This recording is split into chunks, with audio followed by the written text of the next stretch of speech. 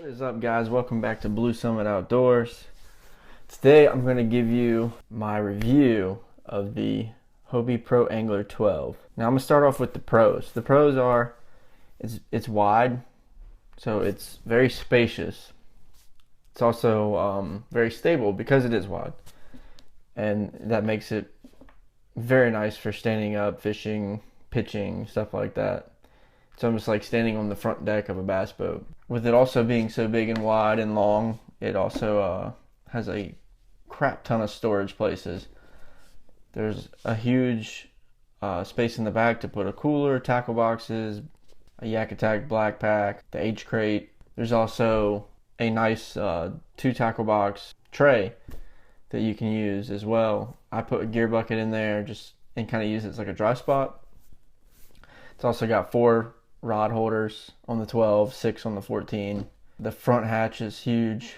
It's even bigger on the 14. I store my life jacket in there. When I'm not using it, I store my camera cases. You can use it as a cooler. I store rope in there, my scupper plugs, just anything I really want to keep out of the weather, out of the sun, and don't really need a whole lot, I throw in there. Another pro is how easy it is to install that fish finder. I mean, it literally took me 35 minutes. It's super quick, super easy. They've thought of everything with this Pro Angler. So it's really easy to just slap a Lowrance in there or buy the adapter from Humminbird. It took me a little bit longer with the Garmin, but I got it done. If you hadn't seen that video and want to see that video, how to install a Garmin, I'll put it in the link in the description, and I'll post it to the end of this video. The weight limit is awesome on the Hobie Pro Anglers. It's 500 on the 12 and 600 on the 14.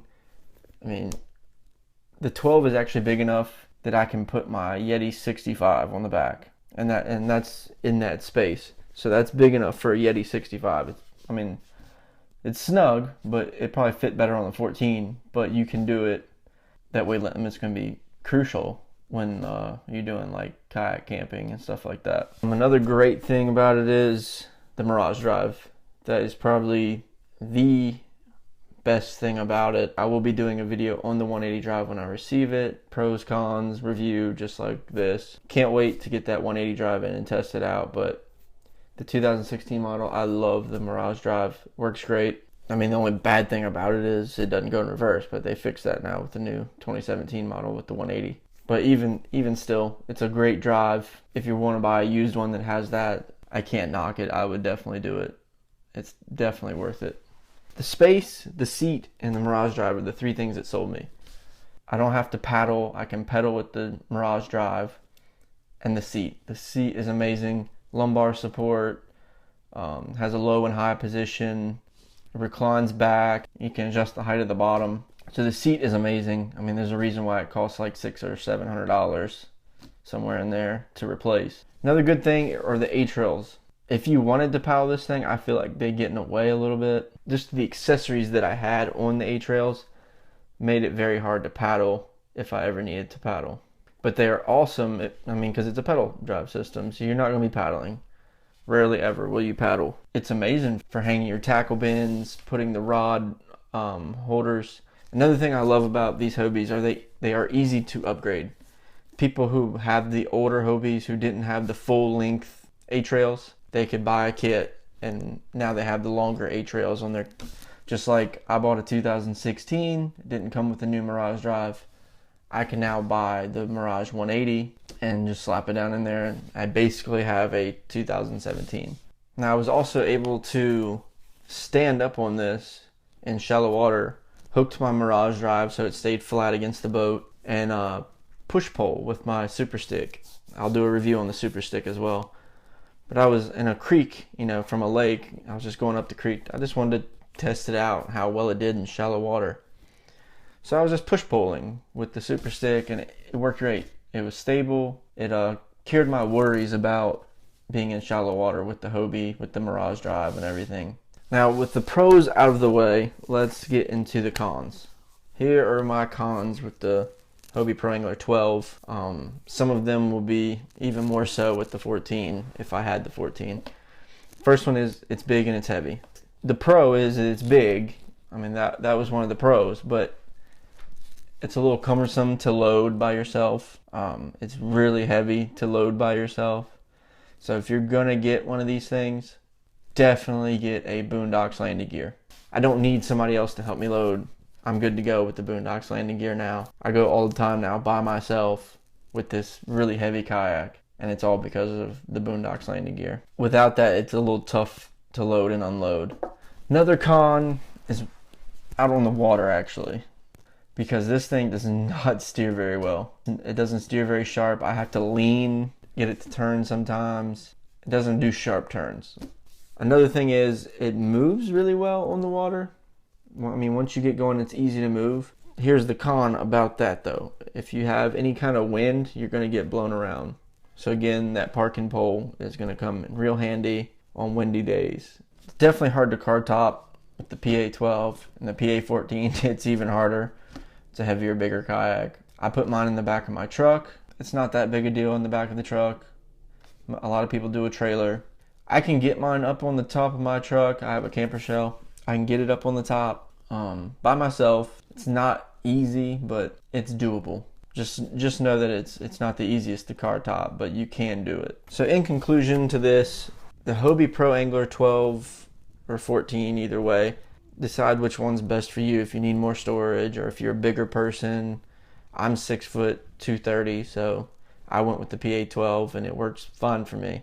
I can stand on it, all that.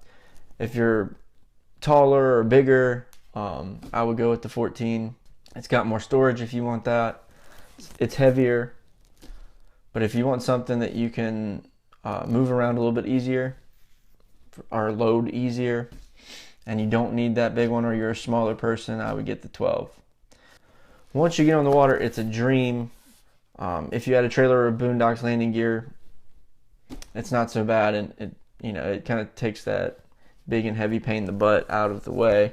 It makes a perfect fishing vessel. I mean, for someone who is coming from a bass boat, it's basically like a single person bass boat that you propel yourself. You don't have to worry about batteries, trolling motors, filling up gas tank. You are the power with the Boondocks landing gear. I mean, or trailer. It basically turns into a solo fishing dream. So it's perfect for where I live, because there's not a lot of gas lakes. You have to use electric or be in a kayak, or looking at maybe bass boats, or you have a bass boat or looking to go away from it. I would definitely give the PA a good look. And if you need one, if you're looking for a boat that fits too, look at the PA17 instead of a bass boat if you live in one of those areas.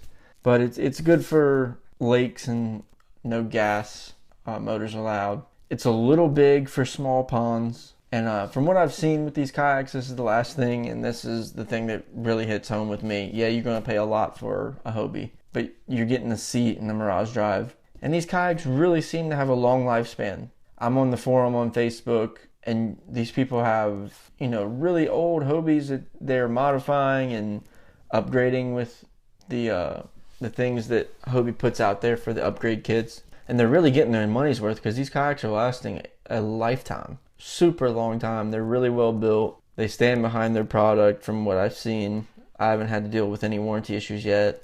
Hopefully I won't. But from what I've seen, they stand behind their product. The product lasts a long time. And with that said, I'm glad I bought the Pro Angler.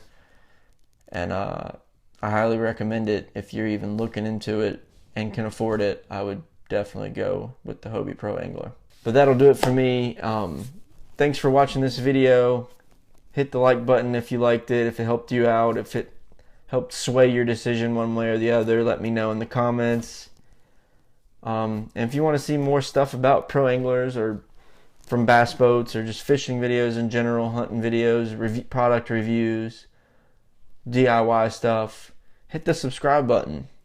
And make sure you subscribe to this channel, because there's going to be a lot more coming in the near future.